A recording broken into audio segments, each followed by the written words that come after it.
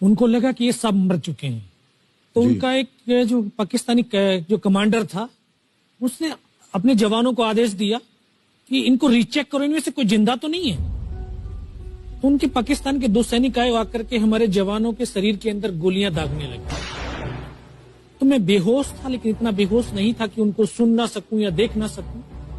तो जब मेरे सामने वाले साथी को जो सीने में आकर 4-4, 5-5 जो राउंड के ब्रस्ट मारे, डेड बॉडी ऐसे उछलती थी ऊपर की तरफ, सामने वाले को मारा, बगल वाले को मारा, मैं भी इस तरह से ऐसे पड़ा हुआ था। उसने फर्स्ट में यहां पर ब्रस्ट मारा, फिर मेरे पैर में 2 जगह पे मारा।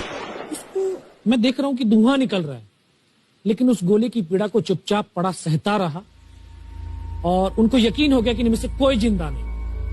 फिर बहुत गालियां दी, बूट की ठोकरें मारी।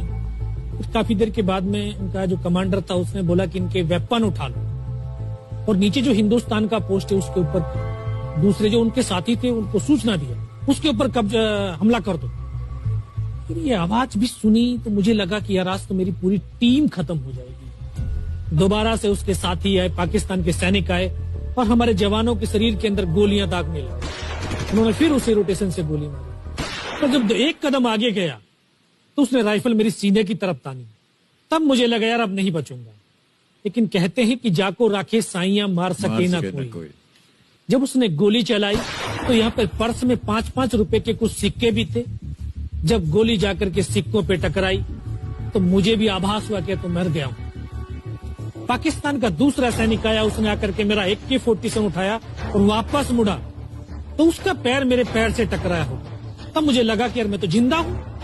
तब मेरे पास एक हैंड ग्रेनेड था, मैंने उसको पिन निकाली और उसके ऊपर ऐसे फेंका तो कोट के अंदर हुड लगे हुए, हुड के अंदर वो गिरा जी। उसने तुरंत पीछे की तरफ मुड़ के देखा, पीछे तो कोई मूवमेंट था नहीं। तो जब तक वो ग्रेनेड को निकाल पाता, ग्रेनेड फट गया। यहाँ से उसका पूरा सर उड़ा और वो हमारे ऊपर आकर के गिरा। जो पाकिस्तान के दूसरे सैनिक थे उनमें खलबली मची कि इनमें से कोई जिंदा है। कुछ बोले जिंदा नहीं, नीचे से रिइंफोर्समेंट आ गई। तो उनमें खलबली मची। मेरा पास वही एक मौका था, मैंने दोनों हाथों से उसके राइफल को उठाने की कोशिश करी। ये हाथ हिला नहीं, एक हाथ से राइफल उठाई, वहां से ब्रस्ट फायरिंग किया। 4-5 पाकिस्तानी सैनिकों को मौत की नींद सुला दी।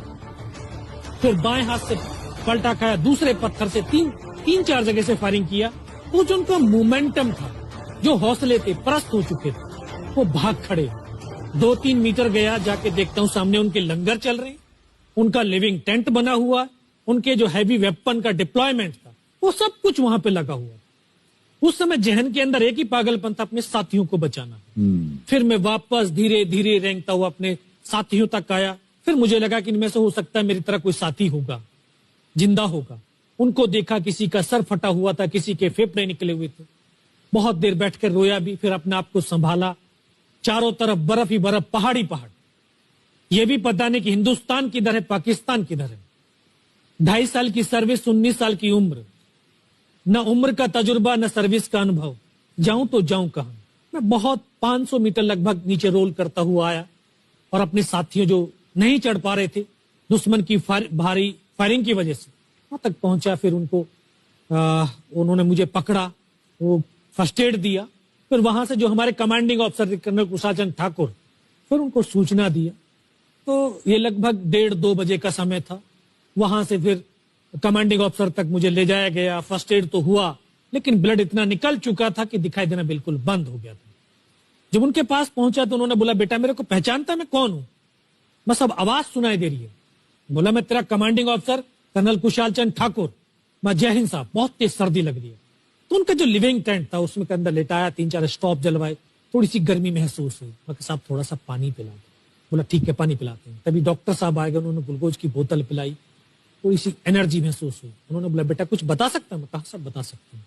तो उनको बताया कि सर ऊपर ये घटनाक्रम हुआ है और ये वहां की इंफॉर्मेशन है। तो लास्ट में उन्होंने बोला कि बेटा जवान की रिक्वायरमेंट क्या है? मैं कहा, साहब जवान की रिक्वायरमेंट अम्यूनिशन और फील्ड पट्टी की है। बोला, खाने के लिए नहीं चाहिए? सर भूख नहीं लगती। बस इतना कहते कहते तभी डॉक्टर ने कौन सा इंजेक्शन लगाया, फिर मुझे पता नहीं कहां पर। फिर होश आया 3 दिन बाद, देखा ऊपर पंखा चल रहा है। पता चला कि 92 बेस हॉस्पिटल श्रीनगर, और वहीं से मुझे बेस हॉस्पिटल दिल्ली रेफर कर दिया और 16 महीने तक उस हॉस्पिटल में मैं रहा। 16 महीने तक आपका इलाज चलता रहा? जी। और वहीं पर हॉस्पिटल में ही मुझे पता चला कि 15 अगस्त 1999 को जब ये परमवीर चक्र का जो अनाउंसमेंट हुआ तो वो वहां पर ही मुझे पता चला। सर